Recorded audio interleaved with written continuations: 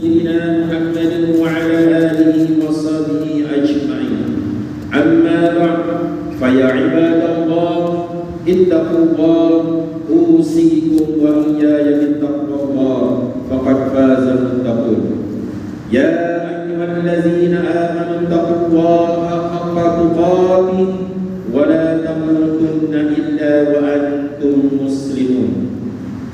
Sidang Jumat yang dirahmati Allah sekalian, pada hari Jumat yang mulia ini, khatib mengingatkan diri sendiri dan sidang Jumat sekalian, marilah kita bertakwa kepada Allah Subhanahu wa taala dengan sebenar-benar takwa, yaitu dengan melaksanakan segala perintahnya dan meninggalkan segala larangannya.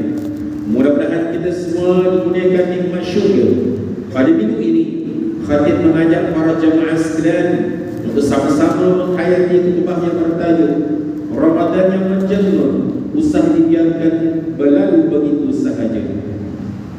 Sidang Jumat yang dikasihi Allah sekalian, Ramadan menjelma lagi.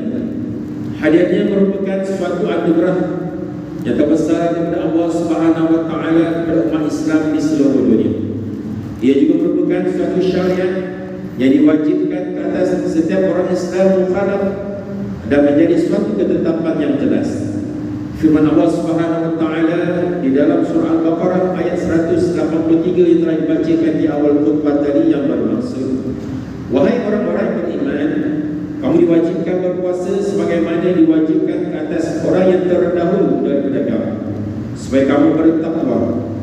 Kefarduan ini juga dijelaskan oleh Rasulullah SAW menerusi sabdanya yang bermaksud, apabila kamu telah melihat hilal, yaitu anak bulan, maka berpuasalah. Riwayat Imam Muslim.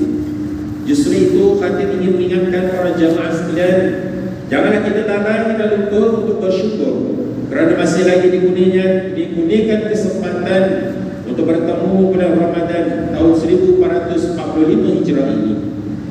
Maka rebutlah segala seruang dan peluang yang ada bagi memastikan segala amalan dapat dilalui dan dilakukan dengan penuh istiqamah. Mudah-mudahan di hujung Ramadan nanti kita tidak akan menyesal, seterusnya menjadikan kita insan yang benar-benar beriman dan lagi bertakwa.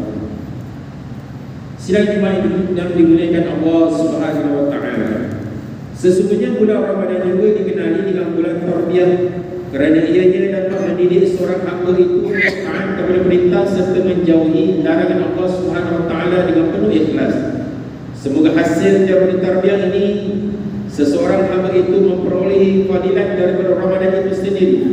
Antara fadilat-fadilatnya ialah Ramadan dapat meningkatkan keimanan, Ramadan dapat melahirkan akhlak mulia, Ramadan dapat menundukkan hawa nafsu, Ramadan dapat menyuburkan sifat amanah dan sabar, Ramadan dapat memperkukuhkan penguasaan bacaan Al-Quran, dan Ramadan juga dapat menghidupkan biar lain.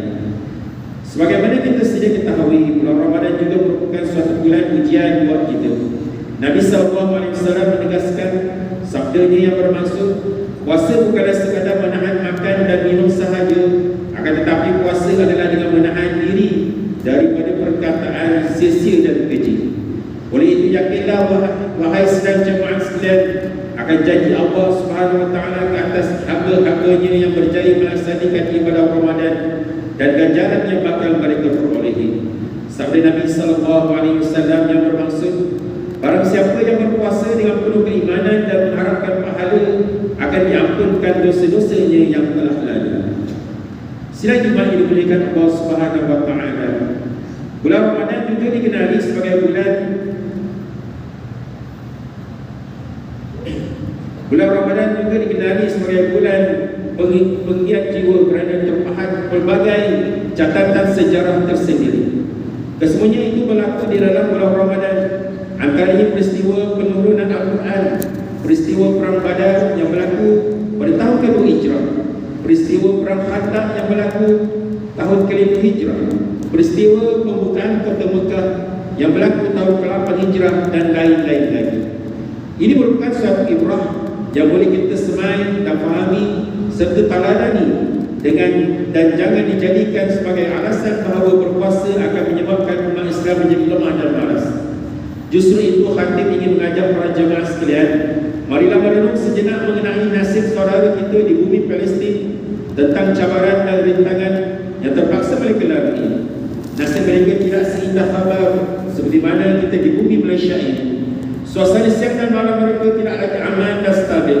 Tanah air mereka terus diceroboh dan diganggu gugat serta dihujani peluru yang bertali arus hingga mengenai insan-insan yang tidak berdosa dan menyebabkan mereka kehilangan ahli keluarga tercinta, terutama anak-anak yang sedang membesar.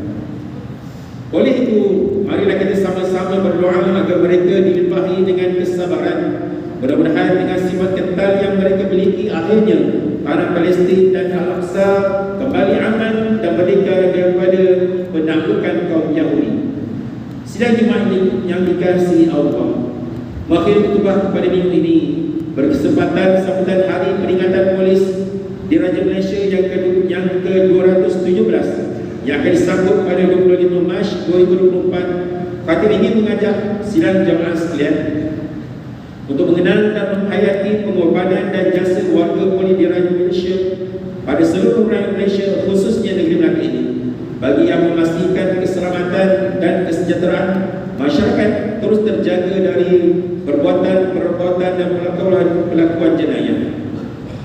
Marilah kita mendoakan agar kontingen polis di Raja Malaysia Melaka agar dikurniakan semangat yang tinggi dan toleransi dengan nilai integriti, kesabaran serta kebolehan ketika menjalankan tugas. Firman Allah Subhanahu wa taala dalam surah Al-Baqarah ayat 185 di antara maksudnya, bulan Ramadan yang padanya diturunkan Al-Quran menjadi petunjuk bagi sekalian manusia dan menjadi keterangan yang menjelaskan petunjuk dan menjelaskan perbezaan antara yang benar dengan yang salah. A'udzubillahi minasyaitonirrajim. Syahrul Ramadan alladzi unzila fihi al-Qur'an hudan lin-nasi wa bayyinatin minal huda wal furqan. Faman syahida minkum ash-shahra falyasum. ومن كان مريضا أو على سفر فعدة من أيام أخر يريد الله بكم اليسر ولا يريد بكم العسر ولتكملوا العدة ولتكبروا الله على ما هداكم وعلكم تشكرون. بارك الله لي ولكم بالقرآن العظيم ونفعني وإياكم بما فيه من الآية وذكر الحكيم وتقبل مني ومنكم تلاوته إنه هو السميع العليم. أقول قولي هذا وأستغفر الله العظيم لي ولكم ولسائر المسلمين والمسلمات والمؤمنين والمؤمنات الأحياء منهم والأموات فاستغفروا إنه هو الغفور